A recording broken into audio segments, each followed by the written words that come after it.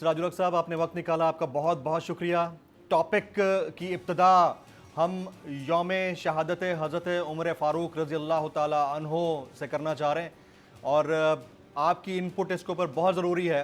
نظام انصاف، عمر لا اور حضرت عمر فاروق رضی اللہ تعالیٰ عنہ کی جو کاوشیں تھیں، اس کے بعد اب اسلامی ممالک کے اندر ان کاوشوں کی اصل روح کا نظر نہ آنا، کیا یہی المیہ اور زوال ہے ہم مسلمانوں کا اور مسلم ممالک کا؟ بسم اللہ الرحمن الرحیم۔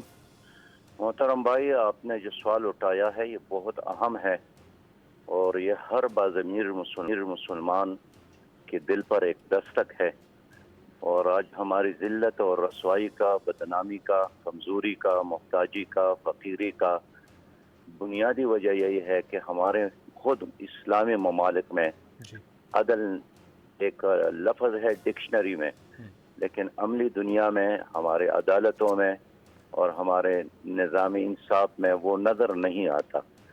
جب بھی حضرت عمر رضی اللہ تعالیٰ عنہ کا نام سامنے آتا ہے تو فوری طور پر انصاف اور عدل اور احتساب کا ایک پورا نظام کا نقشہ سامنے بھی آ جاتا ہے۔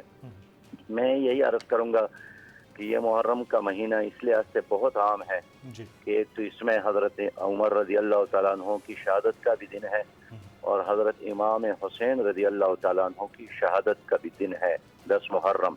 اور یہ دونوں شہداء اپنے اپنے زمانے میں انہوں نے قربانیاں دی، دونوں نے نظام کے اصلاح کی کوشش کی، اور ایک وقت ایسا آیا کہ 24 لاکھ مربع زمین پر، 24 لاکھ مربع میل زمین پر حضرت عمر کی حکومت قائم ہوئی، اور مصر سے لے کر اردن تک اور ترکی سے لے کر پھر ایران اور شام، حتیٰ کہ افریقی ممالک تک اور پھر وسطی ایشیا کے ممالک تک۔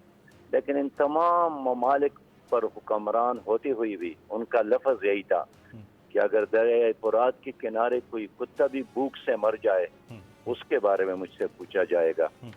یہ کانفیڈنس تھا، یہ اعتماد تھا ان کا اس نظام پر جو اسلام کی صورت میں اس نے عدالتوں میں نافذ کیا تھا۔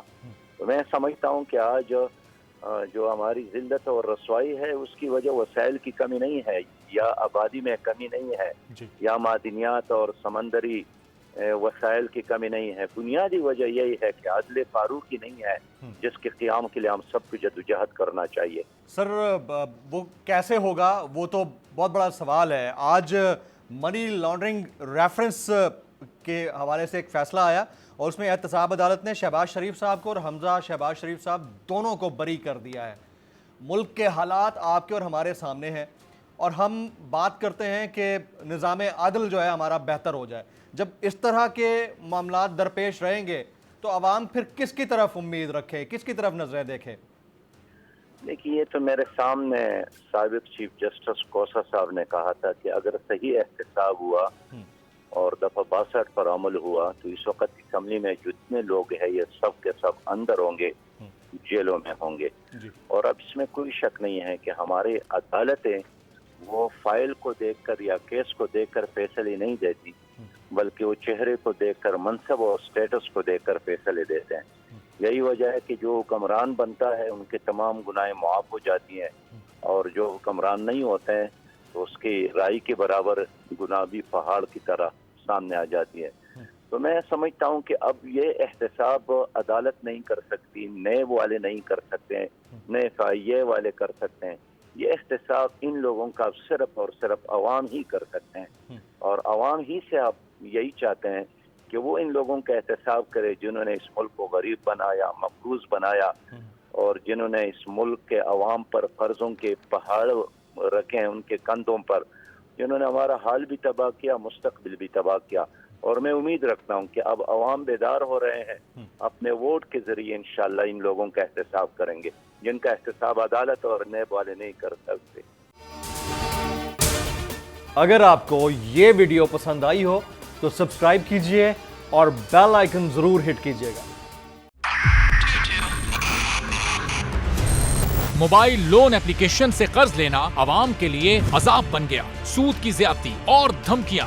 شہری نے اپنی جان لے لی. بول نے دیا اپنے عوام کا ساتھ. اٹھائی اس اسکیم کے خلاف آواز. جو ہے لون دینے کے حوالے سے فراڈ بن رہی ہیں اور لوگوں کی زندگیوں سے اور ان کی عزتوں سے بھی کھیل رہے ہیں. تو میں یہ سمجھتا ہوں یہاں پہ 2-3 بڑی اہم چیزیں. یہ ہے کہ ایسی ایپس جو کہ ایکسیس پرووائڈ کر دیتی ہیں ٹو دی کانٹیکٹس اور اس کے علاوہ ٹو دا گیلری.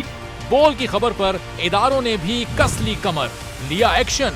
بول کی کاوشیں برابر ثابت ہو گئیں. آن لائن قرض مافیا کے گرد گھیرا تنگ ہو گیا ہے. کیونکہ بول ہے پاکستان کا نمبر 1 نیوز چینل.